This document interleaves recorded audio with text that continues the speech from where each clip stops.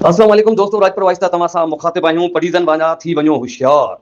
अॼु हिकु अहम मालूमात साम्हूं आई आहे। पहिरियां अचो त ही वीडियो ॾिसो, हुन बाबति तफ़सीलात ॻाल्हि ॿोल कयूं। एक अपडेट मेरे मोबाइल से अपडेट मांग रहा था, तो मैंने जैसे अपडेट किया उस दौरान मेरा मोबाइल हैक हो गया। मेरे अकाउंट से 65,000 रुपये चले गए हैं। अब 9 दिन से मुसलसल हम आ रहे हैं शहरी ताज वालों के साथ, अब तक हमारा कोई मसला हल नहीं किया जा रहा है। आगे इन्होंने 14 तारीख का जो हमें टाइम दिया है।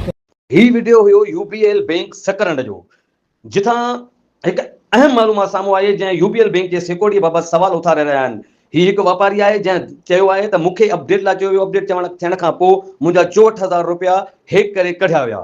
उहो दावा करे रहिया आहिनि त सिंध बैंक संदन बैंक अकाउंटनि मां रक़म फ्रॉड ज़रिए कढी वई आहे, जंहिं सबबु सख़्तु परेशान आहे। मुतासिन वापारनि जो चवणु आहे त संदन महिनत जी कमाई महफ़ूज़ न रही, तंहिं करे अख़्तियारनि खां मुतालबो करे रहिया आहियूं त मामले जी जांच कई वञे ऐं ज़िम्मेवारनि ख़िलाफ़ कानूनी कार्रवाई कई वञे, मुतासिन माण्हुनि खे इंसाफ़ फराहम कयो वञे। हाणे सभिनी जूं नज़रियूं बैंक इंतिज़ामिया ऐं लाॻापियल इदारनि ते आहिनि। उहे हिन मामले ते छा मौक़िफ़ इख़्तियार कनि था, मुतासिन माण्हुनि खे कहिड़ो रिलीफ ॾिनो वञे थो, तव्हांजी राय छा आहे? छा बैंक पंहिंजी सिक्योरिटी निज़ाम खे वधीक मज़बूत बणाइणु घुरिजे? पंहिंजी राय कमेंट में ज़रूरु ॾियो ऐं पढ़ीज़न वारा थी वञो हिकु दफ़ो ॿीहर होशियार।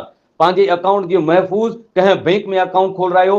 यूबीएल जूं मुसलसल ही शिकायतूं अची रहियूं। कुझु ॾींहं पहिरियां नौशहर फिरोज़ ज़िले में ही जेको फ्रॉड साम्हूं आयो, अॼु जेको फ्रॉड आहे इहो सकरंड बैंक मां हुयो।